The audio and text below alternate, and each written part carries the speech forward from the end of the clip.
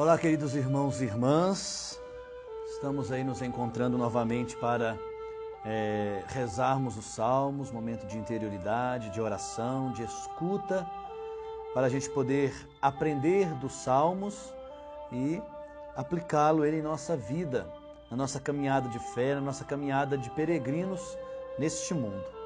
Então, para iniciarmos, invoquemos o Espírito Santo, as suas luzes sobre todos nós. Vinde, Espírito Santo, enchei os corações dos vossos fiéis e acendei neles o fogo do vosso amor. Enviai o vosso Espírito e tudo será criado e renovareis a face da terra. Oremos.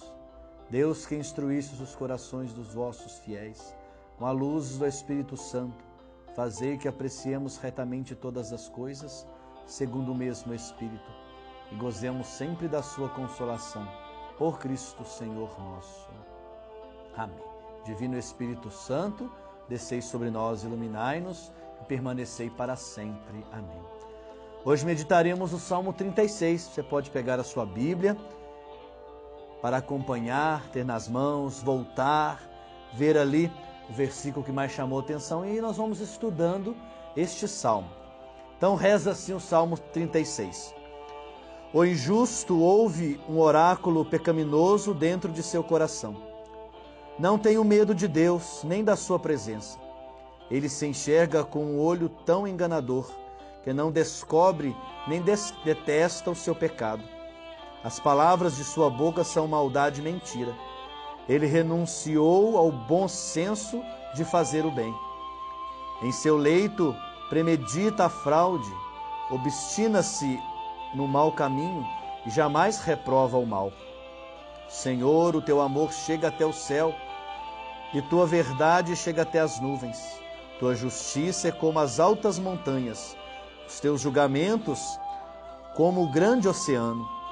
Socorres os homens e os animais. Ó Deus, como é precioso o teu amor. Os homens se abrigam à sombra das tuas asas. Fartam-se com a gordura de tua casa e tu os embriagas como um rio de delícias. Pois em ti se encontra a fonte da vida e como a tua luz nós vemos a luz. Conserva o teu amor pelos que te conhecem e a tua justiça para os corações retos.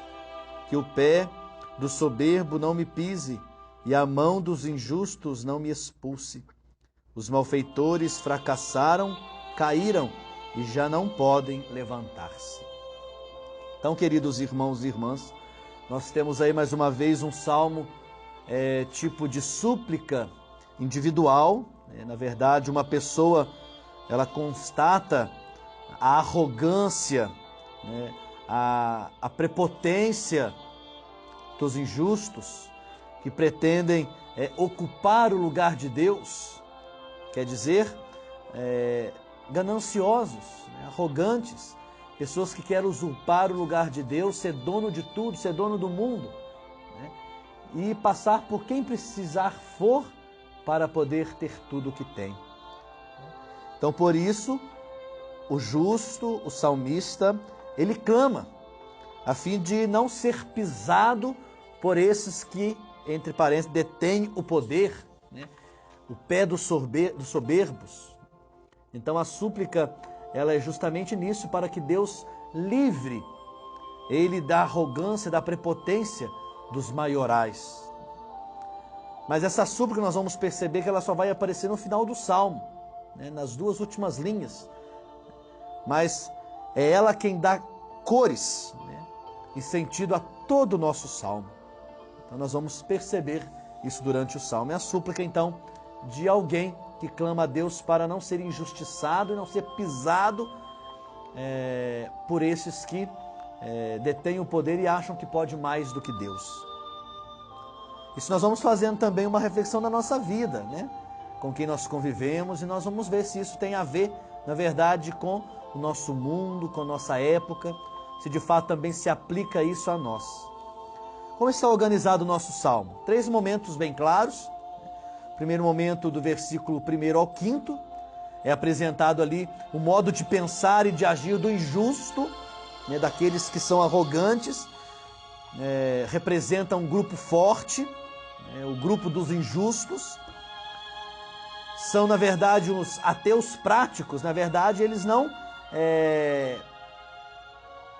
negam a existência de Deus, não negam então a existência de Deus, mas diz que Deus existe, mas não podem nada, não responde nada, né?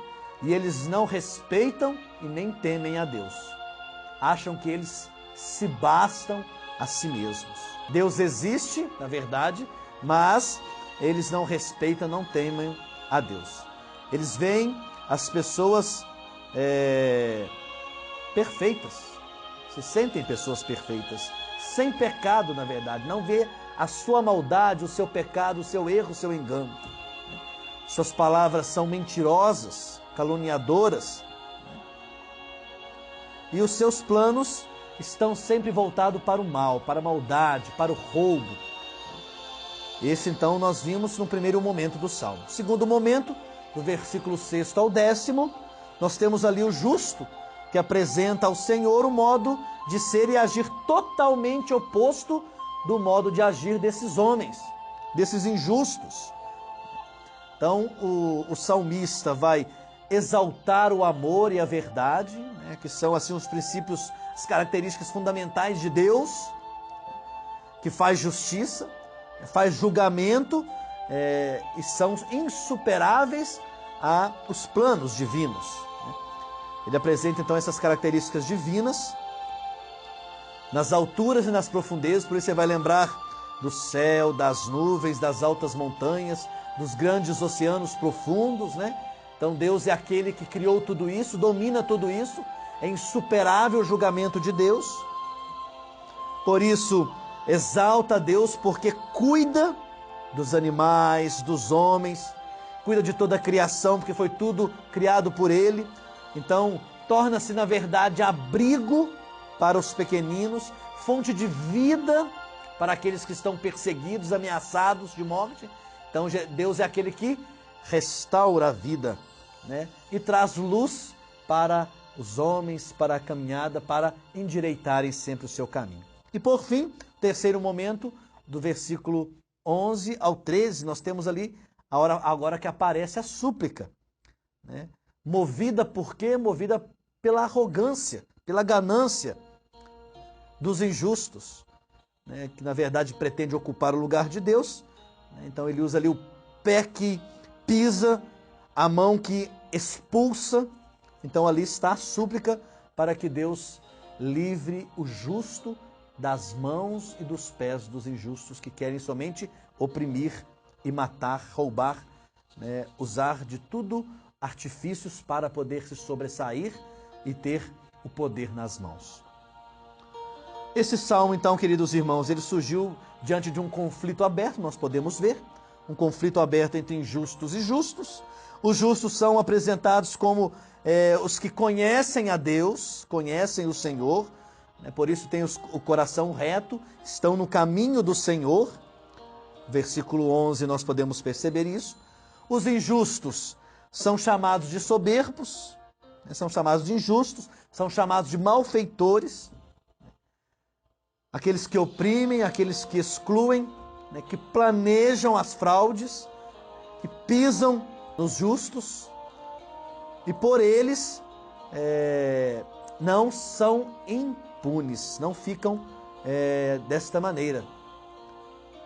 Então, queridos irmãos, eles são aqueles que não temem a Deus, que não obedecem, avançam na maldade, na roubalheira. E diante de tudo isto, o salmista, o justo, é aquele que clama, então, diante de tudo isso. Clama porque os injustos tomaram conta da sociedade. Aqui, uma situação muito grave, né? Pois esse tipo de prática vai tomando a consciência das pessoas, né? Vai tomando cada vez mais a consciência das pessoas, e eles vão, na verdade, ganhando mais seguidores, né? Porque usam da força, usam do poder, da mentira. E os outros temerosos acabam voltando para o lado desses que vão tomando conta, então, da sua consciência. No final do Salmo dá para a gente entender bem que o Senhor intervém. É aquele então que ouve e intervém. A justiça então foi restabelecida. Os malfeitores fracassaram, caíram por terra e já não podem mais levantar-se. Versículo 13 nos mostra isso. Então Deus, ele ouviu o clamor do justo, daqueles que estão no caminho, tentando, por suas forças, estar sempre no caminho do bem. Deus olha para esses pequeninos. Por isso, o rosto de Deus está aí. Deus que se compraz com aquele que está no caminho, que quer a verdade, quer o direito, quer o amor, quer a justiça, quer a paz, né? No primeiro momento, na fala dos injustos, dos soberbos, primeiro é colocado à prova o rosto de Deus, porque o Senhor é posto à sombra. Ele não está presente. É colocado como fraco, aquele que não é capaz de reagir diante dos injustos, né? Está, na verdade, presente sim, mas nada faz, nenhum momento, né? Surge então, depois, no segundo momento, ele surge com toda a força. Revela o seu amor, a sua força, a sua verdade, a sua justiça, seus julgamentos que são insuperáveis. Por isso nós vemos que o amor e a verdade são as duas características fundamentais de quem? Do Deus da aliança. Daquele que tirou com mão forte os oprimidos, os escravizados do Egito, transportando-os para a terra prometida. Então nós podemos perceber que Deus é aliado. O Senhor não fica calado, nem se omite. Na verdade, Ele intervém com justiça e com julgamentos. Em Jesus nós podemos perceber isso. Além de atender todas as súplicas do povo, Jesus ainda se opõe fortemente aos que dominam as pessoas, aos que escravizam, aos que marginalizam, né? Fazendo o contrário do que Deus faz por elas, né? Deus a ouve, Deus caminha, Deus ajuda, Deus ouve e Deus atende todos os pedidos daqueles que têm coração reto, daqueles que se esforçam para caminhar no bem. Que este salmo possa nos levar sempre por esses caminhos, trilhar o caminho do Senhor. Sabemos que não é um caminho fácil, tem ali as suas veredas, pedras, tropeço, mas é o caminho da felicidade, o caminho da paz, o caminho do amor, o caminho que vai nos levar até o céu. E por isso vale a pena se esforçar, vale a pena caminhar com o Senhor. Glória ao Pai, ao Filho e ao Espírito Santo, como era no princípio, agora e sempre. Amém. Abençoe-vos o Deus Todo-Poderoso, Pai, o Filho e Espírito Santo. Amém. Deus abençoe, grande abraço, até a próxima, se Deus quiser.